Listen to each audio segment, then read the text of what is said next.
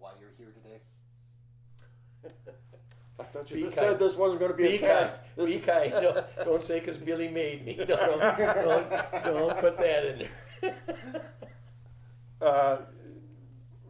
No, I got a call from Bill Venkis and asked me some questions about Stewart Lester, and I was born and raised across the street from the tavern that Stewart bought, and so I figured he asked me if I would come in and help him out with some information, and which is what I proceeded to do, and happy to be here to do it. Thanks for being here. How about you? What's his name? What's your name? What are you doing here? This is Greg Umland. Greg we were classmates, but he was like in the top 10 of the class and I wasn't, so we didn't hang around much, but Cut. Cut. He was in the top 10 of the class. No, he was not. He was no. He hung around with Tillman and all those hoity-toity type of people. Ooh, yeah. I hung around with the lower lifes. Come on, I mean, my best friends were Dwayne Dumpro, Mitchell, Tom Michaels, stuff like that. Well, So, Tom Michaels is successful. Yeah. But, Yeah. Dumpro, well, yeah. But anyway, no. So, yeah. Start over and tell the truth. No. When I was young, people used to like to talk to older people because they knew so much of the history of everything. And I'll be damned, I don't know where this happened, but suddenly Greg and I are those people that people talk to now, you know. But I didn't like history in school, but I liked history. Like there were some older people in our neighborhood, and you know that I loved to talk to about just their stories about Rhinelander. You know, it was, you know, working in sawmills and just all that kind of stuff. I found that to be kind of cool. I didn't really do anything with it, and my wife got involved in the Historical Society, and so I ended up getting back into that because of that. But I just always liked doing that, and now I find myself talking to younger people, and I just go like I'm one of them now. But you know, it's like I tell people that, you know, if they call the museum and they have a question and it's the 50s, 60s, or 70s, I jokingly say that's not history, that's current events. You know, and that used to be a joke on history teachers, was he didn't have to study the history to teach us, he lived through it or something like that. But yeah. Look, I'm 34, but I work here at the library, and I just recently learned that stuff that happened in the 90s is considered historical fiction. So I got a cool story. This goes back to high school.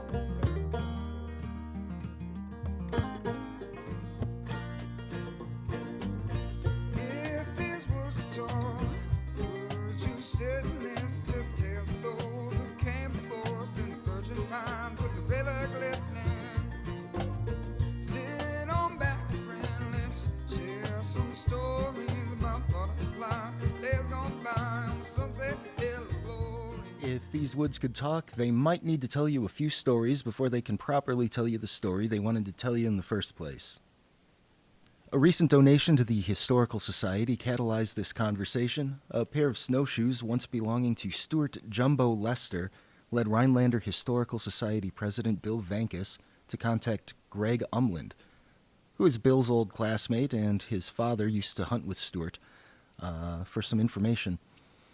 The two of them sat down with me here at the library to record some memories. What followed was a wayward conversation that wended its way through decades of Rhinelander history, businesses, names, landmarks, events, deaths, and even a little bit about Mr. Lester. Stewart and his friend Victor Umland were recognized in the area for their hunting prowess. Through his life, Stewart also ran a service station and bar, drew people in as a musical performer, and worked as a carpenter. And I'll let Greg take it from here.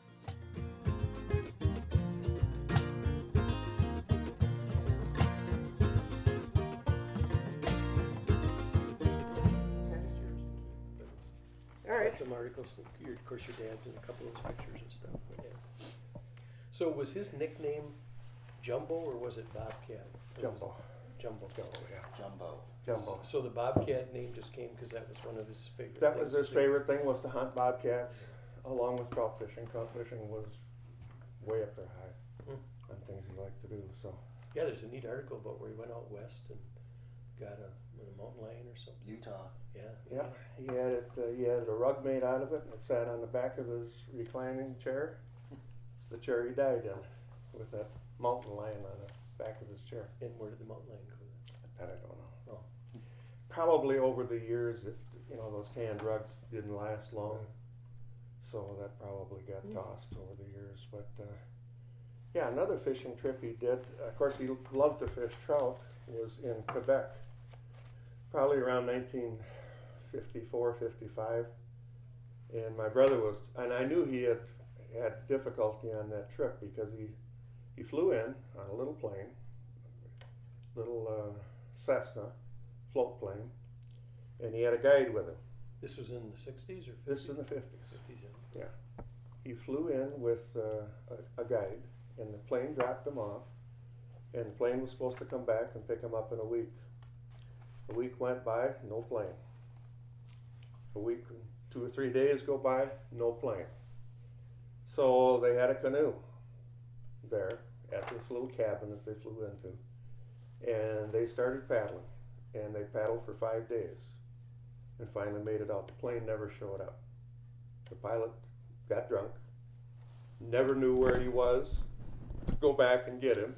So they paddled out, and 5 days later they made it to civilization someplace. Now I don't know. So this was your brother and him? No, no. Stewart was by himself with it was a French Canadian guy. Oh, okay. I got it. So he spoke French. He spoke Canadian French, Yeah. broken English, that kind of deal. But they were fishing these great, big, huge brook trout, and that's what Stewart liked to fish a lot, was brook trout. He even around here he fished, and then he had a fishing boat on Lake Superior up at Leonce, and my dad he fished lake trout, didn't fish anything else but lake trout, and he would go up there and troll, and he had. I remember my dad telling me he had 2 McCulloch. I think McCulloch only made chainsaws. They made outboard motors. They did, yeah. And he had, I believe, two 60-horse outboard motors on that. And one of them was always falling out, either one or the other. And they would go way out and fish, but fortunately they always made it back in with those 2 McCullochs. I think they merged with Scott. Scott Atwater. Yeah. Scott Atwater was the was the company that they were white, McCulloch bought out. Yeah, they had a white cowling on. I remember them. Yeah. So it was a nice boat he had, but they would troll. I think at that time you could troll 4 lines apiece, so they probably had 8 lines out, and fishing lake trout. Wow. So he obviously worked hard because of between running a business and carpentry and bands and stuff. He obviously was busy doing that, but he found time to do his other passions too. Well, the bar usually didn't open up till about 4 in the afternoon. So he had all day, and he would either work or hunt. The wintertime, he hunted almost every day, as well as my dad. My dad had the grocery store across the street. In fact, my dad sold Stewart Lester the tavern. My dad was a realtor. So my dad sold him that tavern in 1950. He sold it as a realtor. It wasn't as a realtor, right? As a realtor. So that's how my dad got to know Stewart. And as I say, Stewart came from Crandon, and my dad knew people in Crandon because my dad came from Burnhamwood, kind of over in that general area of the. Burnhamwood. Wait a minute. Burnhamwood's south, and but it's west of or east of Anago. Crandon's east of Anago. My Uncle Ted had the hotel and bar there on Main Street there for a number of years. In Burnhamwood? Yeah. Yeah. Ted Posky. Yeah. Wow. Yeah. Yeah, I had an uncle that lived in Burnhamwood yet. But all of my dad's brothers didn't have he had a sister Jane, but she died real young. All of his brothers were either in real estate or farming. And did you ever go to Burnhamwood when they used to have some kind of a special thing in the summer? They had a parade and stuff. I can't remember what it was. I didn't. No. They had. I think you had to be the silliest thing you could be. There'd be guys like with skis, like with, 4 or 6 straps, so they'd all be on it and having to step together. And my uncle was on a horse with just his underwear on. It was quite the Too town. much information. Yes, it was quite the town. Yeah, yeah. It was some, like we have Hodag days and so they had, it was something like that they had. But anyway, yeah. So Yeah, Okay. so my dad sold him the tavern, and at that time there were 2 gas pumps. There was attached to the building was an area about the size of maybe 8 by 10, where he had some minnow tanks. So he sold live bait, and every winter Stewart put up ice for ice freezers at that time. Mhm, You know, you're mhm. talking the 50s. There weren't a lot of people that had electric ice refrigerators, freezers, so they put up ice every winter for quite a while. Probably when I was 10, maybe they quit that. So maybe 1960 is when they quit the yeah, ice yeah. business. Just as an aside, that the electric refrigerator was actually invented in 1913, and the Rhinelander refrigerator company went out of business in 1935. Mhm. But just like broadband is being spread out around the country now, that was what they were doing with electricity at the time. Many people didn't have it Didn't yet, have so it. you Yeah. still had to rely on the ice yet. So, and by the way, when he's talking about the road was 8 and 47 at the time. It was Highway 8 and Highway 47. Mhm. Okay. Yeah, that was. And the main Moles Lake Road went right past between Stewart's place and, of course, Umland's grocery store, which turned into Brentwood Apartments, which Stewart remodeled with my dad. That was in 19. Is that called Foss Lake Road now? That's Foss Lake Road. Yeah, okay. F-A-U-S-T, Foss Yeah. Lake Road. Now I got another story. Of course, Stewart had hounds, and he always had Redbones. Redbone is a breed of coyote dog, bobcat dog, but they Did he wouldn't- live behind the tavern, or did He did. Okay. Yeah. So just up this road, now we're going up Foss Lake Road, and just one door down from where Cliff Gildy was. So you know where the Algen is. Yeah. Okay, the next house was Cliff Gildy. The next house was, and I don't remember the family's name, but they had, and this is a true story, they had a little girl, and they put her out in the front yard in a crib type thing, you know, where she could walk around. I believe she was like 2 years old, and they gave her a jelly sandwich, and she was eating it in a crib, and a bear came along, walked up the road, grabbed the child. And of course the mother had a fit, and the only people that had hounds were my dad and Stewart, and they said, "Can you help us get the bear?" They treated the bear, and it ended up she had 2 cubs with her. And the story was that they shot all 3 bear, and the mother had eaten part of that little girl. So that was, I mean, that's a, Oh. and I was it, just going to ask you how she yeah. swiped the sandwich out of the little girl's She hand. took the whole girl and dragged her away. Yeah, yeah. That went around for, In what year would you guess that? oh boy, I would say 55, 56, Wow. something like that. Early, Wow. yeah. Let's see, what else is there to tell you about Stewart? Well, he's a carpenter, you said, right? He built Oh, yeah. like downtown hotel. He worked on the downtown Okay. motel, Mhm. yeah. And he worked on my dad's motel when they converted it from a grocery store. They converted it to a 5-room motel, and that was called Brentwood Motel. Do you remember that before it was tore down? It's where Hex is now. Oh, yes. Okay. Yeah, that's the downtown. I think it was the downtowner. Is that what they call it, the downtowner, or the downtown? Downtown hotel. Downtown motel. Yeah. Okay. Yeah. Yeah, that's where Hex Building is, and that stood for quite a few years. When did you sit in those booths at Onson's Inn? Oh, go back there. Yeah. Onson's Inn. When was the first time you sat in those booths in Onson's Inn? Me? Yeah, ever? I doubt it. Okay, you probably sat in Oh there. my goodness, yes, they had the best pies. There was just nothing but little grandmas that worked in the kitchen. Yeah. And they had just the best food there was. I mean, it was just I unreal. remodeled Onson's Inn in 1983, I think. You did? Yeah. Bob Colburn and I were partners.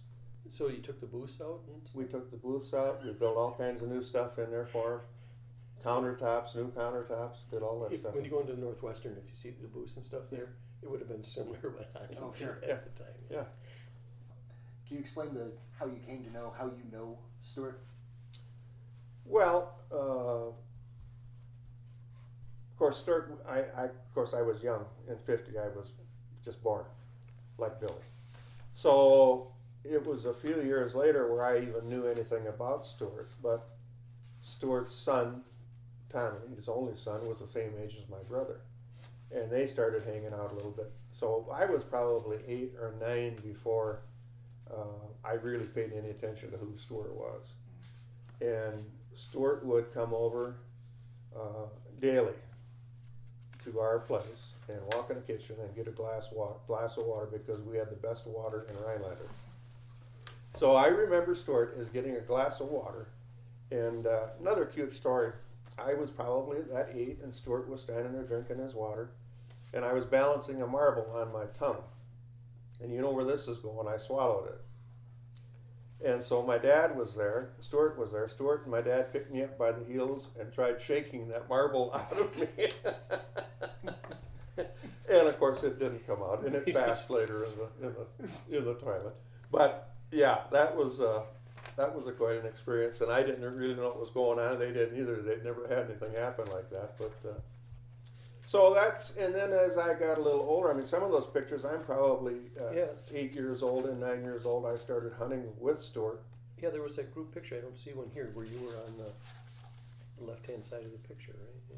Yeah. Oh, it was one that was on the phone. That's Yeah, right. Okay, You didn't. Yeah, no, you didn't I print didn't it print out? those out. I'm sorry. Okay, all right. Yeah, I was, and I had a dog. Send that to me. All right. I had a dog from a young age. I was probably 6 when I had my first hound. And that's all we had was hounds. We didn't have. That's great. Oh, nice. That's a great picture. Yeah, we had hounds. And I say in the wintertime, if there was snow, every day they were out looking for a track and turning the dogs loose. And neither one, my dad or Stewart, trapped. They were just hound hunters. And mostly on this east side of Rhinelander. Well, I know that Stewart, he did hunt a little bit with the Kosmarskis. They were all friends, and especially he talked about Butch Kosmarski, Conrad, and they would. There was only 2 really drinking spots on this side, on the east side of Rhinelander. One was Sam Badgley's bar. It's now the Twin Pines. Twin Pines. Oh, okay. Yeah. That was Sam Badgley's bar. They either hung out there, and then if they were going to stay in Stark's, that was Ring's Tavern, that was Maynard and Polly Ring. That's a ride out, but yeah. Yeah, and they would spend time in those three or Stewart's place. Now, what Stewart drew in was the crowd. I mean, there would be standing room only on Friday and Saturday nights when he was singing and the band was playing. And he had probably 2 other people that played with him. And I think my brother said something about what they called that band. There's a couple of different names in these articles. He had a couple of different names. So. The Northland Trio. There's the Bobcat Trio. Then there's The Bobcat Trio, that's what my brother remembered. Yeah. Stuart Lester's Orchestra. Yeah, that wasn't just a dream somebody had. Yeah. The Bobcat Trio, that's what my brother wrote down and remembered also about Stewart. But, so yeah, I just, and because we knew Stewart's son, Tom would come over and, my brother and Tom never took on to the hunting and fishing like his dad. And my brother was not great into hunting or fishing. You don't see him in any of these pictures. He was 7 years older than me and just never got into it much. And that's when I was young. If there was fresh track and snow and I was going to Zion at the time, Stewart would call up my dad in the morning. He said, "We got fresh snow, bring Greg," called me Greggy, "bring Greggy along." So my dad would take me out of school and I would go hunting. As strict as they were over there, they didn't Oh, have heartburn over there? No, they knew I was getting an education with my dad. So I got another story to tell you too. Now this was, and I don't know where this film is. Maybe I didn't ask my brother about it. The old 8mm camera, and I was in probably maybe a freshman in high school, so 1964. My dad and Stewart were out looking for bobcat tracks, and they find this huge track. And they had no idea really what it was, but they thought maybe it was a lynx. So they turned the dogs loose. And it was on the old farm road out past Lake George. You know where that is out there? My brother lives out there now. Anyway, they turned the dogs loose, and the dogs started barking. You know, it was a cold track from during the night, but so the dogs started barking cold trail on it, and then they got it hot, and it crossed the road, and they saw this thing, and it wasn't afraid of them at all, and it walked across the road, and the dogs were coming behind it, and it ended up getting up in a tree, and they had 8mm pictures of it in the tree, and this was one of Stewart's dogs and my dad's dog. And Stewart's dog's name was Colonel, by the way. My dad's dog was Dime, Colonel and Dime. And this lynx jumped from one branch to the other, and then they had a picture of it hanging by its front feet and bringing itself back up like that. Eventually, it sailed out of the tree, and they picked up the dogs. But they told, we were friends with the DNR guy at the time, and they told him to, it's impossible, there's no lynx around here. So my brother went back and made a plaster Paris mold of the track and took it back to him, and they looked at it and they said, "No, that's got to be a bear track. That's not a cat track." Well, it was, and they had video proof of it. It's a pretty big paws. The big hairy paws on the thing.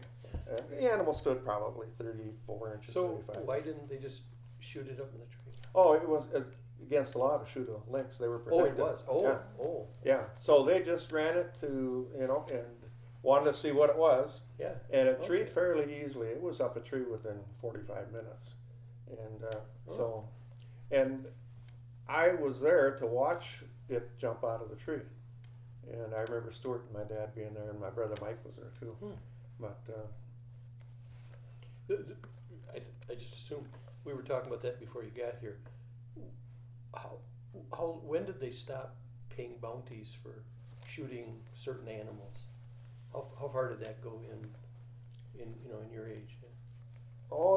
they were still paying bounty after I got out of high school. So Okay, in the late could be the 60s, 70s. maybe the 70s. okay. And so people said, well, they're bounty hunters, and they were. I mean, but gas was 29 cents a gallon, and they didn't have snowmobiles. There were snowmobiles invented my brother had the Polaris dealership in 1961 in Rhinelander. Oh, I thought Trzynski had that. No, my brother had it first. Oh, okay. Polaris dealership, Mhm. and that was the original one where it was you sat in a little cab and you had a steering wheel and the engine sat behind you and it articulated. The track went back and forth like this, and it was a 6-horse Tecumseh engine. We still have this home. Cool. But they did everything on snowshoes. Yeah. And the greatest time for Stewart and my dad was when it was catching snow. Now, catching snow is anything over 2 feet of snow, and they would find a coyote track, and if there was 2 feet of snow, and the coyote would jump in and make the trail for the dogs would jump in the same trail, and the coyote would give out, and they would catch the coyote. Yeah, it'd be easier for the dog. They would catch the coyote, and not necessarily engage themselves in any kind of a fight, but then the voice would change on the hounds, and my dad and Stewart knew that the dogs were barking caught, and they would strap their snowshoes on and walk in, and my dad had a So they didn't always just have the dogs run in front of them. no. They actually just sent the dogs out They'd on let- scouting trips. Okay. They'd put them on the track. Yeah. My dad would drive around. They both had Willys Jeeps, and they would drive around fire lanes like the old 26, the Mocker fire lane, that stuff east of town. And they would find a track, and if it was a good-looking track, and into a chunk where they thought they could, get around it, not too big a chunk because they didn't want to snowshoe in 3-4 miles. But they would, as soon as the dogs would bark caught, they would walk in and shoot the coyote and bring the dogs out. And what were they paying back then? Well, the bounty on a bobcat was $5. Okay. Bounty on a coyote was $20. Oh wow. Yeah.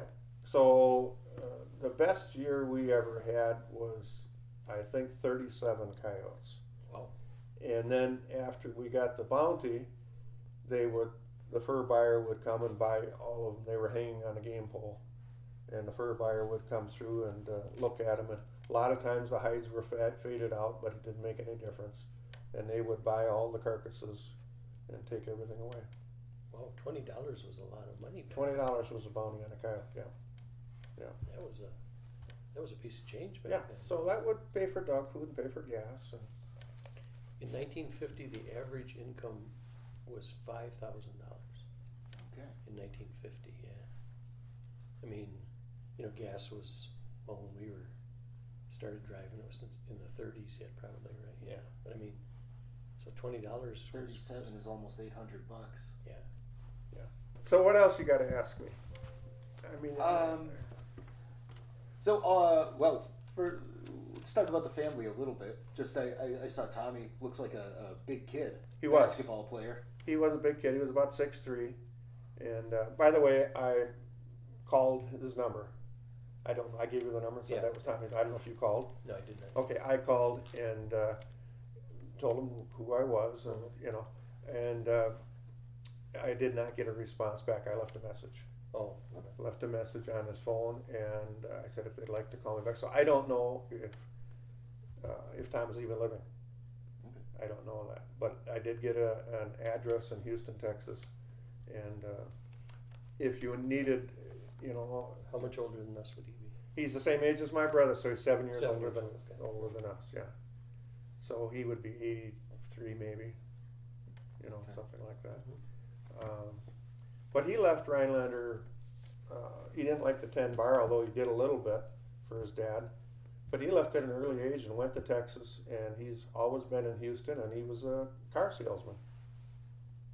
And I don't know what he did after that. And looking into it, Virginia was a pretty fascinating woman as well. Had quite a background, childhood, involved in a lot of things. And I can't tell you much about her. Okay.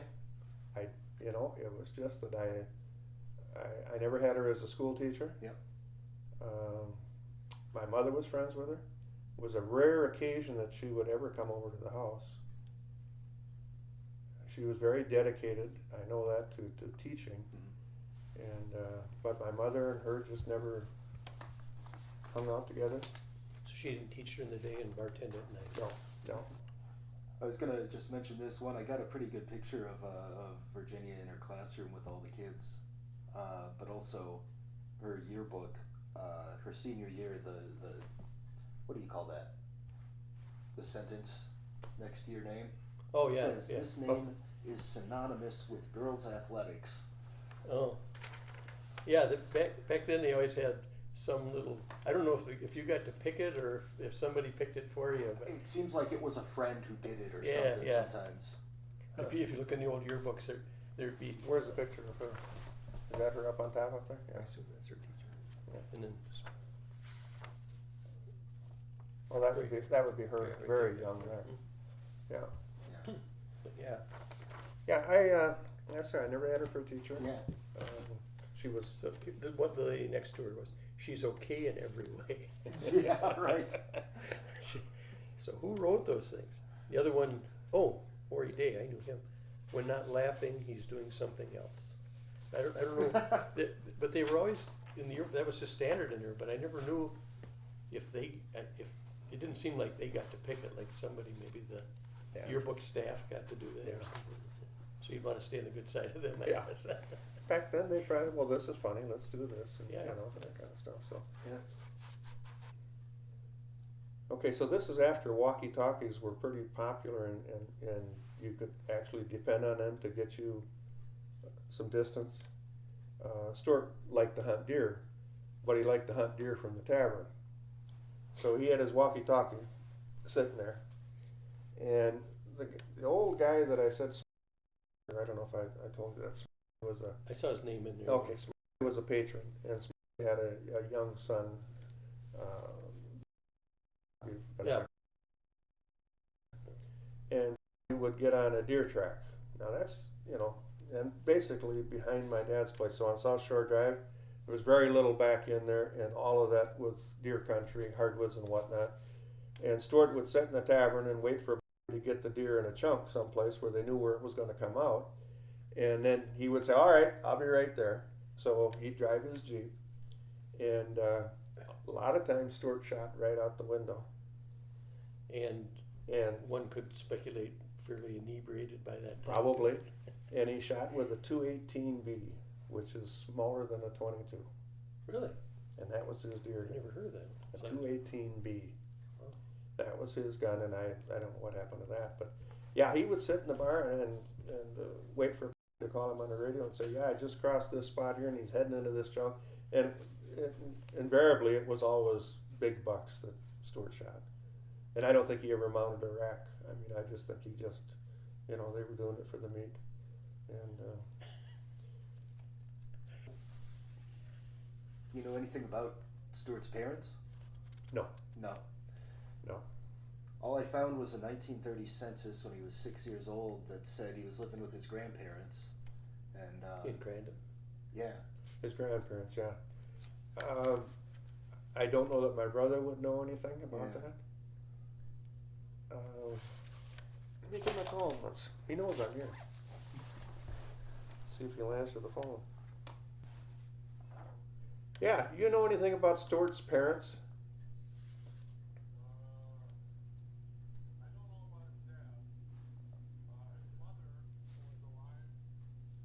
She had a tavern in Elko. His mother had a tavern in Elko. Do you remember the name of it? No, I don't, but it was on the, let's see, they're going north and south, would have been on the west side of the road, Okay. past Past where his- you would go down to turn off on K to go to Delta Yep. to Post Lake. Yep. Yeah, it was just past that on the junk there, but I don't remember the name of it. Okay. All right. Nothing about his. Tommy, did you ever get a hold of Tommy? Well, I left a message, but he hasn't returned my call, so I don't know whether he's able to or decided to decline or whether it's, what happened to it. So I'll follow up on it again. I might Yeah. call one of the kids to find out, Maybe he's traveling. got Yeah, him. I never knew his father. I think his father died rather young. Okay. But I know his mother had that tavern down there, and he went down there a couple times and did some remodeling work on it. Okay. That's actually where Bobby Van Acker walked home from when he told Stewart it was so many inches and some of them little marks. Couldn't read the ruler. Yeah. Yeah. Yeah. And so A good then carpenter's helper. Stewart Right? Yeah. played into him, and he walked home from there. From Elko. From Elko. Yeah. Well, all right. All right. Well, that's all we wanted to know. Thank you. Yeah, all right, bye. Bye. oh thanks. There we go. Thanks for listening to another episode of If These Woods Could Talk, produced by the Rhinelander District Library. A special thanks to the Old Pine Road Band for the musical theme. To learn how you can record your own story of the Northwoods, or to suggest a topic or storyteller, contact the library or check out the website at rhinelanderlibrary.org.